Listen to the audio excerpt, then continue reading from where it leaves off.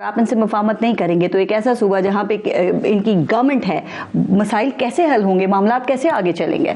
ये देखें, मैंने बिल्कुल ये कहा कि जब ये इस तरह के एग्रेसिव स्टेप्स लेंगे तो डेफिनेटली जिससे मुल्क को नुकसान पहुंचेगा, पॉलिटिकल स्टेबिलिटी को नुकसान पहुंचेगा, इकोनॉमिक स्टेबिलिटी को पहुंचेगा, तो कैसे इनके साथ बैठा जाएगा? देखें, मुफाहमत का रास्ता है। अब इन्होंने साइफर का जो बयानिया लिया वो एक झूठा बयानिया है, साबित हो चुका है। फिर इन्होंने जो 9 मई के वाकयात किए वो आज तक ये कहते हैं कि PMLN इसमें मुलव्वस है।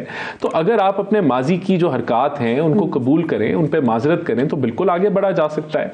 देखें, अभी भी मैं समझता हूं कि एक अच्छा जेस्चर जाता है। अली अमीन गंडापुर साहब जब मीटिंग्स में बैठते हैं, वो शामिल होते हैं, बातचीत चल, तो ये एक पॉजिटिव बात है कि मुल्क आगे बढ़ रहा है। यही रवैया पार्लियामेंट में भी होना चाहिए कि पार्लियामेंट के प्लेटफॉर्म, अब ये कह रहे हैं कि हमने ईद के बाद जो है वो धरने देने हैं, हमने दूसरा रास्ता इस्तेमाल करना है, तो इससे कुछ हासिल हसूल नहीं होगा। पार्लियामेंट वो फोरम है कि जहां ये आए, पार्लियामेंट को चलने दें, अपनी बात करें, डट के बात करें, ऑपोजिशन करें, गवर्नमेंट पे चेक एंड बैलेंस रखें, मुल्क को आगे बढ़ने दें। लेकिन ये जो है धरनों की सियासत, जुलूसों की सियासत, इसको ब्रेक दें। मुल्क के अंदर अच्छी बात है आप आगे बढ़ने की और मिलकर बैठने की बात करें, लेकिन आप जो हैं, यानी कि जो पाकिस्तान तहरीक इंसाफ की मुखालिफ सियासी जमातें हैं, वो ये कहती हैं कि इन्होंने अभी तक इनकी 2 दफा हुकूमत हुई है, 2013 से, अब तीसरी दफा इनको मिली है, दोबारा तीसरी दफा हुकूमत, तो ये इन्होंने सूबे को डिफॉल्ट के दहाने पे पहुंचा दिया है। क्या ये बात दुरुस्त है?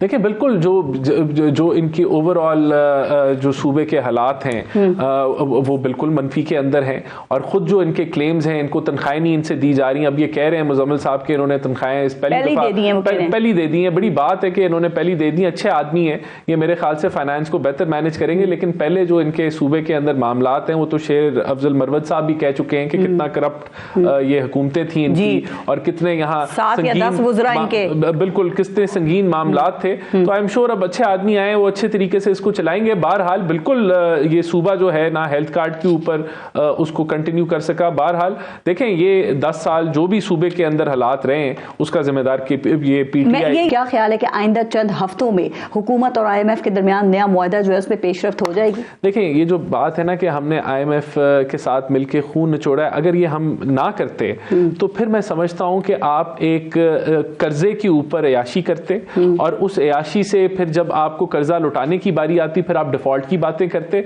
और फिर महंगाई जो है वो बिल्कुल बेकाबू हो जाती। कम कर लेते तो शायद कुछ बैलेंस हो जाता।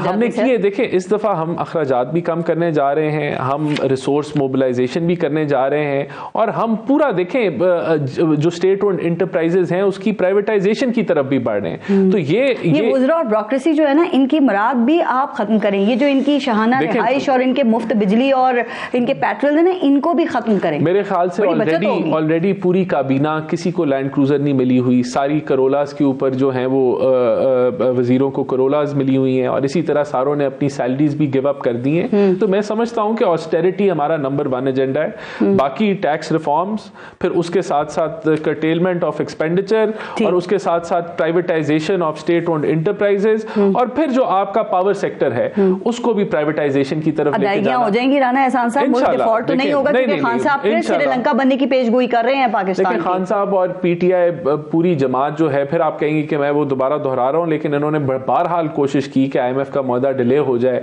या किसी तरीके से वो पाकिस्तान को कर्जा ना दें, लेकिन अल्हम्दुलिल्लाह हमने कामयाबी से स्टैंड बाय एग्रीमेंट